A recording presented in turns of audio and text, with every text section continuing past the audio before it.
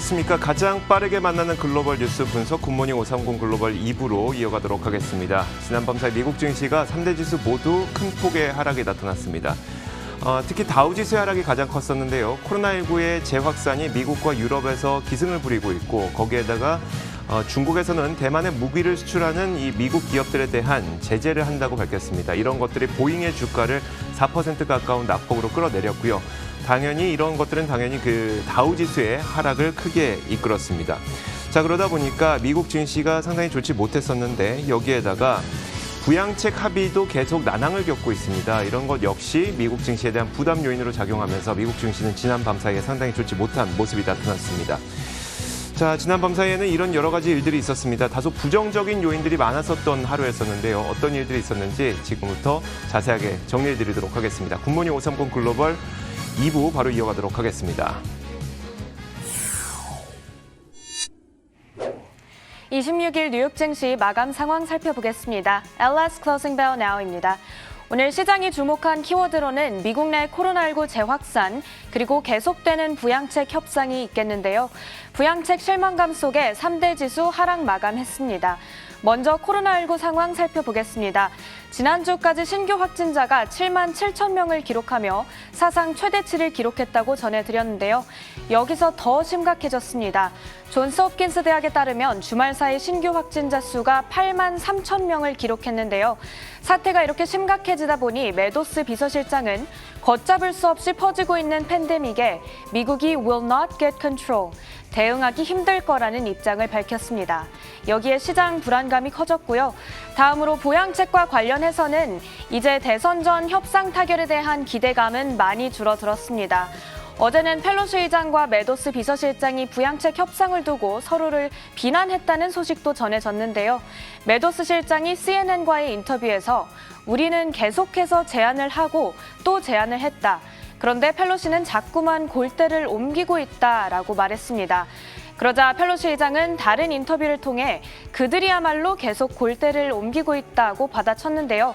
이런 소식까지 전해지다 보니 부양책 전망은 더 어두워졌고 여기에다가 미츠 매코넬 원내대표가 상원 공화당원들이 대선 전에 협상안을 통과시키지 않을 거라 밝혔다는 소식까지 전해지면서 오늘 시장 하락 재료로 작용했습니다. 상황이 이렇다 보니 코로나 사태와 부양책에 민감한 종목들이 선물시장 거래에서 하락하기도 했는데요. 로열 캐리비안과 델타항공의 주가는 각각 10%, 6% 떨어졌습니다. 그리고 이번 주 실적 발표를 앞두고 있는 종목들이죠. 빵주의 경우 페이스북과 구글이 2에서 3%대 하락 보였고 나머지는 강보합에 올랐습니다. 보잉과 캐터필러는 3%씩 떨어졌습니다. 이외에도 독일의 대표 소프트웨어 기업인 SAP의 주가가 20%가량 폭락했다는 점도 시장의 부담 요인이었습니다. 한편 지난밤 발표된 경제지표 있었습니다. 시카고 연은은 9월 전미활동지수가 0.27로 부진하다고 밝혔고요. 또 9월 신규 주택 판매도 발표됐는데 시장 예상과 달리 5개월 만에 감소세로 돌아섰습니다. 3.5% 감소해 95만 9천 채를 기록했는데 이렇게 경제 지표까지 부진하면서 지수를 더 끌어내린 오늘 장이 되겠습니다. 이어서 자세한 마감 상황 살펴보겠습니다. 먼저 다우지수는 장중에 900포인트까지 낙폭을 키우기도 했습니다. 650포인트 하락한 27,685에 거래 마쳤고요. 나스닥 지수 역시 장 후반에 낙폭을 키운 모습이죠. 1.64% 내린 11,358에 거래 마쳤습니다. S&P 500 지수 64포인트가량 떨어졌고요. 3,400선에 거래 마쳤습니다. 이렇게 이번 주는 10월의 마지막 주가 되겠고 오늘 첫 거래일이었는데 지난주까지는 그래도 10월 한 달간 3대 지수가 모두 2에서 3% 올랐다는 점까지 짚어드리겠습니다. 지금까지 LS Closing Bell Now였습니다.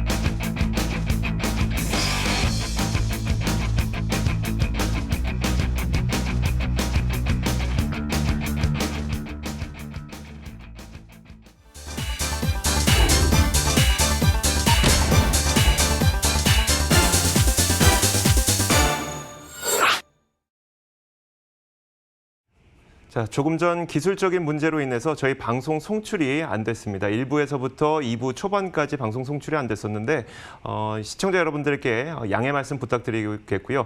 일부 그 방송 나가지 못한 부분은 저희가 유튜브 다시 보기 채널로 꼭 올려드릴 테니까 그 영상을 참고하시면서 오늘도 시장에 대한 내용들 잘 참고하시면 좋을 것 같습니다. 자, 클로징벨 중계석 바로 이어가도록 하겠습니다. 오늘도 장혜진 앵커와 로제타 투자자문 최진석 포트폴리오 팀장 함께하겠습니다. 어서 오세요.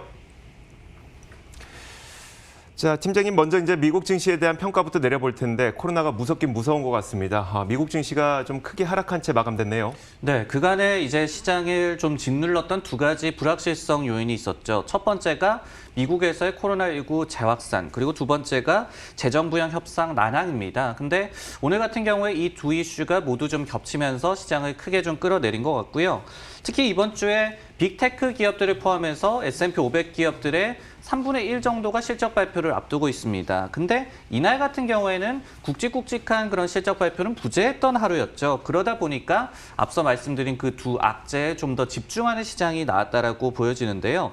이처럼 코로나19 재확산 이슈가 다시 좀 부상을 하자 항공주라든지 크루즈 선사라든지 이른바 리오프닝주가 다시 한번 좀 직격탄을 맞는 그런 모습이 나왔고요. 시장 관련한 좀 해석 그리고 코멘트 좀 살펴보면은 로버트 슐러 교수 노벨 경제학상 이 수상자입니다. 투자자들의 지금 공포 지수가 높게 좀 형성이 되고 있는데 그런 가운데 주가는 또 여전히 높은 수준에서 거래가 되고 있다. 이런 부분들이 시장의 붕괴 리스크를 좀 높이는 요인으로 작용할 수 있다라고 경고를 하고 있습니다. 자, 이어서 상품 선물 시장의 마감 동향도 살펴보도록 하겠습니다. 먼저 가장 큰 움직임을 보였던 국제 유가 WTI 가격부터 살펴보도록 하겠습니다. 자, 코로나19 확산세가 미국과 유럽 지역에서 거세게 일어나고 있습니다. 그러다 보니까 수요 위축에 대한 우려가 발생을 하고 있고요. 또 한 가지가 리비아 측에서 지난주에 발표한 바가 100만 배럴 정도까지 생산량을 늘릴 것이다라고 얘기를 했었는데 이런 것들이 이번 주에 바로 반영이 되다 보니까 국제 유가가 3% 넘게 하락했습니다. 선물 시장에서 3.2% 하락하면서 38.57달러에 마감이 됐습니다. 자, 이어서 국제 금값 도 살펴보도록 하겠습니다. 금값은 보합권에서 상승 하락을 반복하다가 결국 약보합권에서 마감이 됐는데요. 코로나에 대한 우려를 강달러가 상쇄를 하면서 금값은 큰 움직임은 없었습니다. 0.04% 내리면서 1904.4달러에 마감이 됐습니다. 자, 이어서 10년물 국채금리도 한번 확인해 보도록 하겠습니다.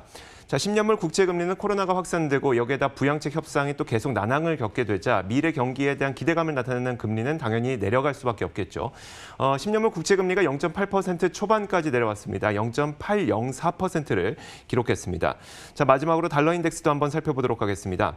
유럽 지역에서의 코로나19 확진자 수가 거세게 나타나고 있습니다. 그러면서 이제 독일에서는 약한 수준의 락다운도 고려하겠다라고 메르켈 총리가 얘기를 하기도 했었는데요. 이런 것들이 유로화에 대한 약세를 또 유발하게 되고 반대로 이제 달러와 강세를 유발하면서 달러 가치는 상대적으로 올랐습니다. 자, 달러 인덱스가 0.3% 오르면서 93.07을 기록했습니다. 자, 이렇게 상품 선물 시장 살펴봤습니다. 글로벌 외신 확인하도록 하겠습니다.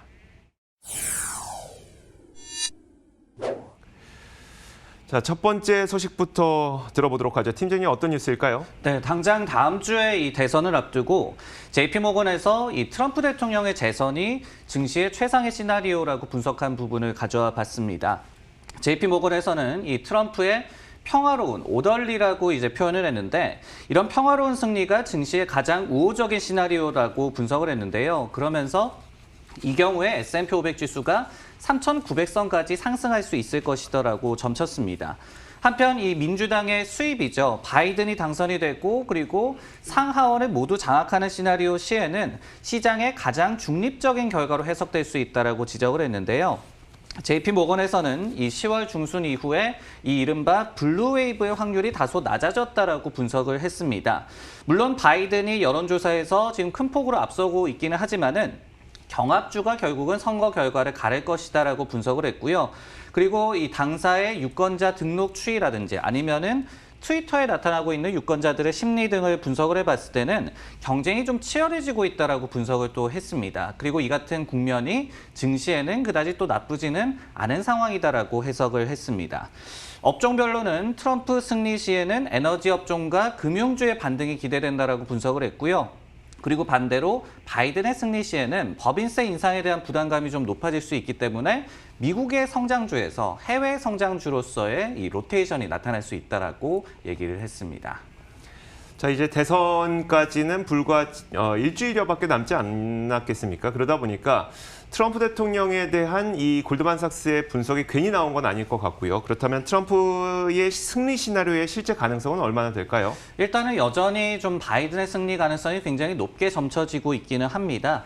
예를 들어서 리얼 클리어 폴리틱스에서 10월 12일에서 25일까지 종합 집계를 한 바에 따르더라도 지금 바이든이 한 7.9%포인트 정도 트럼프를 앞서고 있거든요. 하지만은 지난 10월 11일에는 동수치가 10.3%포인트였기 때문에 차이가 분명히 좀 줄어들었다라고 말씀을 드릴 수가 있겠습니다. 여기에 또 더해서 최근에 라스무센이라는 기관에서 집계를 했을 때는 10월 21일에서 10월 25일까지 집계를 해봤을 때 트럼프가 오히려 1%포인트 앞선 것으로 나타나기도 했습니다. 폭스뉴스 이 보도에 따르면요. 경합주에서의 두 후보 간의 차이는 4%포인트에 불과하다고 하고요. 그리고 베팅 사이트에서도 지금 블루웨이브 가능성을 약 한 54%로 보고 있다고 합니다. 네, 이날 증시의 흐름을 보면 선거 후보다는 사실 단기 급락이 조금 더 우려가 되는 부분이었습니다. 관련해서 우리가 어떤 대응 전략을 세워야 할지 그런 의견들이 나오고 있다면요. 네, 당장 이 월요일부터 급락 장세가 좀 나오니까 걱정이 심하신 분들도 많을 것 같습니다. 그리고 대선 전주에 그렇다면은 극심한 변동성을 우리가 좀 대비를 해야 되는 것이 아니냐 이런 생각을 하시는 분들도 많을 것 같은데요. 이런 가운데 어떤 시장에 대한 단기 전망이라든지 그리고 대응 전략과 관련해서는 월가에서는 의견이 조금 엇갈리고 있습니다. 그래서 좀 소개를 드리자면은 BTIG라는 IB에서는 지금 재정부양 협상 관련한 실망감 그리고 코로나19 재확산 또 대선 불확실성에 단기적으로 증시가 하락할 가능성이 크다라고 분석을 했습니다. 단 S&P 500 기준으로 약 한 3,200선 정도가 되겠죠. 이 지지선은 지킬 것이다라는 분석을 내놨고요. UBS 같은 경우에는 지금 단기 매도세가 좀 불거질 가능성이 있다. 관련된 우려가 있음에도 불구하고 양호한 어닝 시즌 그리고 백신과 관련한 좀 진전이 나타나고 있기 때문에 장기적으로는 증시의 호재가 아직도 많다라고 얘기를 했습니다. 그러면서 월요일에 시장 급락세가 저가 매수 기회를 제공할 수 있을 것이다라고 상반된 분석을 내놨습니다. 네, 다음 뉴스는 이조 앵커의 픽입니다. 내용 확인해 보겠습니다. 자, 공화당의 핵심 상원 의원이 부양 협상에 대한 전망이 매우 어둡다는 그런 점을 시사했습니다. 대선 전에 부양책이 나올 것이라는 기대감이 아주 컸던 것은 아니지만 그나마 약간의 희망의 불씨는 갖고들 있었는데요. 하지만 상원 의원들이 앞으로 이제 워싱턴을 떠나게 되면서 그 희망의 불씨마저도 약간 사라진 상태입니다. 상원 의원들의 일정부터 한번 살펴보도록 하겠습니다. 상원 의원들의 마지막 표결이 오늘 예정이 되어 있습니다. 에이미 베럿 대법관에 대한 표결을 오늘 진행을 하게 되는데 오늘 그 표결을 한 이후에 11월 9일까지 떠나고요. 11월 9일에 다시 워싱턴으로 돌아오게 됩니다. 하원 의원들은 11월 16일에 돌아오게 되는데 그렇다면 합의를 할 수 있는 마지막 마감 시한은 단기적으로 12월 11일까지 뒤로 밀리게 되는 겁니다. 여기에다가 핵심 상원 의원의 발언도 함께 살펴보면요. 엘라베마의 상원 의원이자 상원 세출위원회 위원장이 있습니다. 바로 리처드 쉘비라고 하는 인물인데 자정이 거의 다 된 것 같다라고 얘기를 했습니다. 전망이 매우 어둡다는 의미로 좀 보이고요. 세출위원회는 세금이 어디로 나가는지 그 세금을 어디에 쓸지를 결정하는 그런 기구이다 보니까 부양 패키지에 직접적으로 관여를 해왔습니다. 낸시 펠로시 하원 의장과 문우신 재무장관이 합의를 하는 과정에서도 그 세부 내용에 대해서는 리처드 쉘비가 직접 관여를 했었는데요. 그런데 세출위원회 위원장이 이런 말을 했다는 것은 대선 전 부양책이 나올 가능성이 상당히 낮다는 신호로 읽힙니다. 여기에다 펠로시 의원도 사실 하원 민주당 의원들한테 노트를 남겼는데 이 노트에서도 마찬가지로 이 협상에 진전이 있었다는 어떤 신호도 없었다고 전했습니다. 이날 오후 2시에 펠로시 하원 의장과 문우시 재무장관이 다시 협상을 하기 위해서 만나긴 했는데 그 결과가 어떻게 나올지는 좀 지켜봐야 될 것으로 보이고요. 팀장님, 일단 그러면 만약에 오늘까지 잘 안 된다면 사실상 대선 이후로 이 부양책 협상은 넘어갔다고 봐야 될까요? 그렇습니다. 그리고 시장에서도 굉장히 좀 이를 부담으로 인식할 가능성을 저희가 생각을 해봐야 될 것 같은데요. 앞서서도 모건 스탠리 같은 기관에서는 재정부양 합의 전까지 증시가 박스권 장세를 유지할 것이다라는 전망을 내놓은 바가 있습니다. 그렇기 때문에 지금과 같은 계류 상태가 지속이 된다면은 증시도 좀 힘을 잃을 가능성을 저희가 생각을 해봐야 될 것 같은데요. 두 가지 정도로 그 원인을 분석해 볼 수가 있을 것 같습니다. 첫 번째로 경기 부양책이라는 거는 결국은 코로나19가 좀 진정될 때까지의 경제 타격을 좀 막아주는 브릿지 역할을 하는 그런 요소입니다. 근데 지금 3차 유행이 또 미국에서 확산되고 있는 그런 상황이죠. 그렇기 때문에 재정부양 협상 난항과 더불어서 이제 경기 상황에 대한 우려로 전이될 수 있다는 점을 생각을 해봐야 될 것 같고요. 그리고 두 번째로 지금 대선과 관련한 불확실성도 있고 그리고 실적 시즌과 관련해서도 어떤 가이던스 부재에 따른 가시성 악화 이런 불안감이 있습니다. 그런 가운데서 증시는 추가적인 상승 재료를 찾기 마련인데 그런 상황에서 이렇게 재정부양 협상의 난항을 겪는 것 이날 증시 흐름에서도 나타났듯이 별다른 이슈가 없을 때 더더욱 이런 악재가 부각될 수 있다는 점을 생각을 해봐야 될 것 같습니다. 자, 이어서 장혜진 앵커가 꼽은 외신도 한번 살펴보도록 하죠. 네, 최근 트럼프 행정부는 대만에 상당히 큰 규모죠. 우리 돈으로는 약 2조 원에 달하는 규모의 무기 판매를 승인을 하고 의회에 통보를 했습니다. 대만은 중국과 무장 경쟁을 벌일 생각은 없다면서도 전투력 강화를 위해서 무기 수입이 필요하다며 보잉의 장거리 미사일과 로키드 마틴의 고기동 로켓 시스템 등의 무기를 수입하기로 결정을 내렸는데요. 여기에 불만을 표하던 중국이 드디어 이제 행동 개시에 나섰습니다. 해당 방산 기업들 보잉과 로키드 마틴 그리고 레이시언 등의 세계사에 대한 제재 방침을 밝혔는데요. 이 소식이 악재였나 봅니다. 이 소식이 전해진 이후에 방산 기업들의 주가는 오늘 굉장히 부진한 모습을 보였습니다. 보잉이 4% 가까이 하락을 하면서 장을 마쳤고요. 로키드 마틴이 1.65% 빠진 채 이날 문을 닫았습니다. 중국의 외교부 대변인은 국가 이익을 수호하기 위해서 필요한 조치를 하기로 결정을 한 것이다라고 밝혔는데요. 무기 판매 과정에서 이에 관여한 미국 인사와 기관들까지도 함께 제재할 방침이라고 밝혔습니다. 중국 당국은 대만에 무기를 판매하는 것은 하나의 중국이라는 원칙을 위반하는 것이고 미국과 중국 간의 합의를 어기는 것이라며 강력하게 반발하고 나섰습니다. 사실 우리가 이날 주가에서도 확인을 해봤듯이 이들 기업에는 굉장한 악재로 작용할 것으로 좀 예상이 되고 있는데요. 어떤 영향을 미치게 될까요? 보잉 같은 경우에 지난해 중국에 대한 매출 비중이 한 7% 정도 됩니다. 그리고 로키드 마틴 같은 경우에 해외 시장 비중이 28% 정도 되기 때문에 얼마간의 익스포저는 가지고 있다. 그렇기 때문에 이 같은 제재에 따라서 실적에 대한 타격이 좀 불가피하다는 말씀을 드리고 싶고요. 그리고 이번 제재 소식 이후에 보잉 같은 경우에는 중국과의 파트너십이 여전히 굳건하다라고 얘기를 했고 로키드 마틴에서는 중국 시장에서의 자신들의 존재감이 미미하다라고 반응을 내놓은 바가 있습니다. 과거에도 보잉에 이렇게 부품을 또 납품하는 업체인 허니웰 같은 경우에 대만에 무기를 수출하는 것과 연관이 있다라는 중국 측의 좀 제재 움직임이 있었습니다. 그럴 때 대만과 우리는 그렇게 큰 연결고리가 없다라고 해명을 한 바가 있거든요. 그만큼 이 같은 기업들이 피해를 우려하기 때문에 선긋기에 나서고 있다. 관련 기업들에 대해서는 최소한 투자 심리 약화라는 그런 악재는 저희가 생각을 해봐야 될 것 같습니다. 자, 이렇게 지금까지 지난 밤사이 나왔던 여러 가지 글로벌 뉴스 살펴봤습니다. 종목 뉴스 확인하도록 하겠습니다.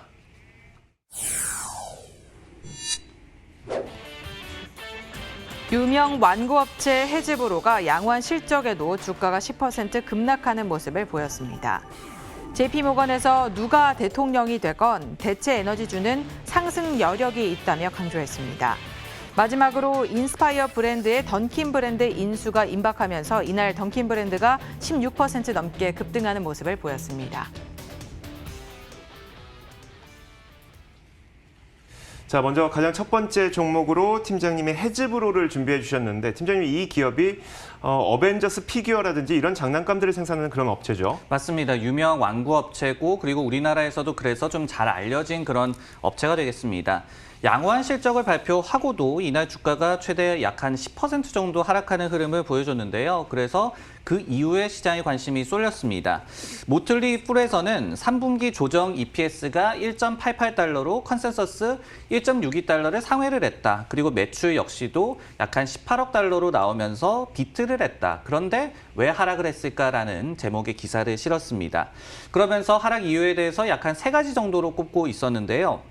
첫 번째로 이렇게 실적이 예상치를 비트했음에도 불구하고 온전한 성공으로 보이지는 않았다는 얘기가 되겠습니다. 즉 팬데믹 환경에서 전자상거래 매출이 50% 정도 YOY 기준으로 증가한 것으로 나타났거든요.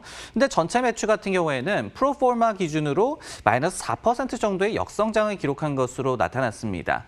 여기에 갭 EPS 역시도 마이너스 4%의 전년 대비해서 성장률을 보여주면서 CEO가 매우 좋은 실적을 냈다라고 자체적인 평가를 내렸음에도 불구하고 조금은 실망스러운 지표가 나왔다는 점을 지적을 했고요.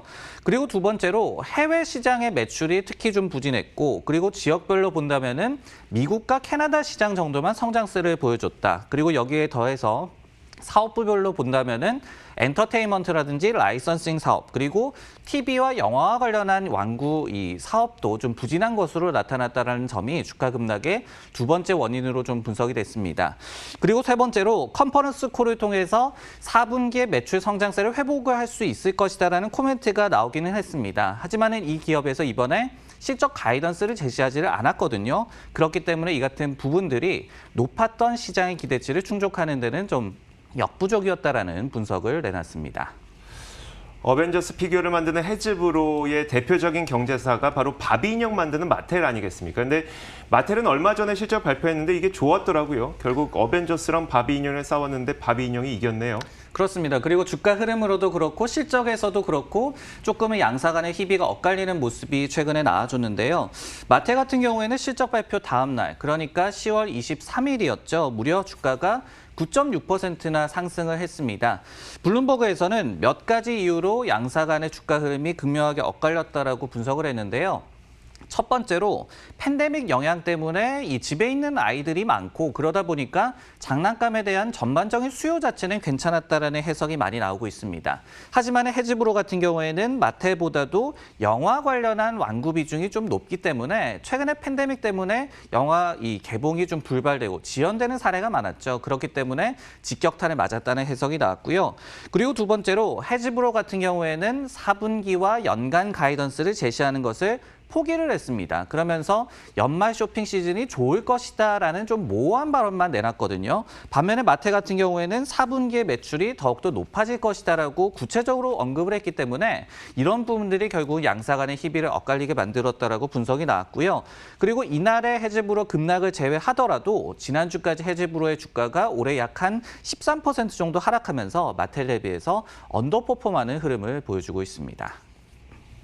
아까도 말씀을 해주셨듯이 국내에서도 어벤져스의 인기가 뜨겁다 보니까 이 어벤져스 피규어를 만드는 해즈브로의 인기도 굉장한데요. 은근히 관심이 많은 종목인데 어느 정도 수준을 보이고 있을까요? 네, 예탁결제원 자료에 따르면 해즈브로가 10월 23일 기준으로 해외 주식 중에서 보관 규모가 5억 달러 이상이나 됩니다. 그러면서 무려 8위를 좀 기록을 하고 있거든요. 테슬라, 애플, 아마존 등과도 어깨를 나란히 하고 있다라고 말씀을 드릴 수가 있겠고, 텐센트라든지 페이스북보다도 우리나라 투자자들이 더 많이 보유하고 있는 종목이다라고 해석을 하시면 될 것 같습니다. 특히 9월 말 기준으로 국내 투자자들이 올해 해즈브로로부터 배당을 578만 달러나 수령을 했다라고 얘기를 하고 있거든요. 그러면서 개별 주식 가운데서는 해외 주식으로부터 가장 많은 배당금을 벌어들인 그런 종목으로 또 꼽히고 있습니다. 그렇기 때문에 오늘 나온 이런 종목 뉴스도 잘 귀 기울여 들으시는 게 좋을 것 같습니다. 네, 다음 종목 뉴스는 이주혜 앵커의 픽입니다. 내용 확인해 보겠습니다. 자, JP모건이 이 대체 에너지 관련주들이 트럼프가 당선이 되건 아니면 바이든이 당선되건 누가 당선되건과 상관없이 이들의 상승 여력은 여전히 남아있다라는 전망을 내놨습니다. 흔히들 우리가 친환경 관련주는 이제 바이든의 당선 수혜주로 인식을 하고 있지만 JP모건에서는 트럼프가 대통령을 이어간다고 하더라도 그들의 업사이트는 여전히 남아있다는 얘기입니다. JP모건은 이날 자신들이 커버하고 있는 대체 에너지 관련주들이 지난 1년 동안, 그러니까 지난 1년이 아니죠. 올해 들어서 YTD로 134%나 크게 급증을 했다고 합니다. S&P 500 지수를 훨씬 더 크게 압도하는 수준인데요. 당연히 친환경 정책을 공약으로 내세우고 있는 바이든이 당선될 경우에 이들 기업들의 이익 성장세는 긍정적일 수 있겠지만 JP모건은 트럼프가 다시 임기를 이어가거나 공화당이 의회를 장악한다고 하더라도 이런 대체 에너지 관련주들은 여전히 상승할 수 있을 것이라고 전망을 한 겁니다. JP모건에서는 특히 만약에 트럼프 행정부가 다시 이제 서게 된다면 이미 이전 트럼프 행정부 당시에 대체 에너지 관련주들의 이익 성장세가 높았던 점을 봤을 때, 그러니까 그들이 성공했던 점을 봤을 때 트럼프 대통령이 임기를 이어간다고 하더라도 이들에 대한 이익 전망치가 낮아질 것으로 보지는 않는다. 이렇게 분석을 내렸고요. 또 신재생 분야 가운데 JP모건이 가장 주목을 하고 있는 부분은 바로 분산 발전 분야라고 합니다. 특히 이제 만약에 바이든이 대통령이 된다면 그가 부통령으로 있을 당시에 가장 강하게 밀어붙였던 정책 가운데 하나가 루프탑 솔라 시스템이기 때문에 분산 태양광 발전이 바이든 당선에 가장 큰 수혜를 받을 수 있을 것이다. 이런 전망을 내놓기도 했습니다. 현재 지금 상황에서 사실 신재생 아니면 대체 에너지 관련 이런 것들은 큰 시대적 흐름처럼 보이거든요. 앞으로의 성장성에 대해서 짚어주신다면요. 네. 죄송합니다. 네, 지금 보면은 밸류에이츠 리포트라는 기관의 분석에 따르면요. 글로벌 신재생 에너지 시장이 2017년도에 9,280억 달러 규모였습니다. 근데 이것이 2025년에는 1.5조 달러 시장으로 성장할 것으로 예상이 되고 있습니다. 그만큼 지금 기사 내용에서도 나왔듯이 트럼프가 당선이 된다라고 하더라도 이는 거스를 수 없는 대세라는 얘기가 되겠죠. 그리고 또 한 가지는 두 후보 간의 공약이 그렇게 극명하게 엇갈리는 것은 아니다. 이렇게 좀 받아들이시면 좋을 것 같습니다. 예를 들어서 바이든 같은 경우에 청정기술 연구에 앞으로 4년간 2조 달러를 투자하겠다는 공약을 세워놓고 있습니다. 근데 또 향후 10년간 1.3조 달러의 인프라 투자도 공약으로 내놓고 있거든요.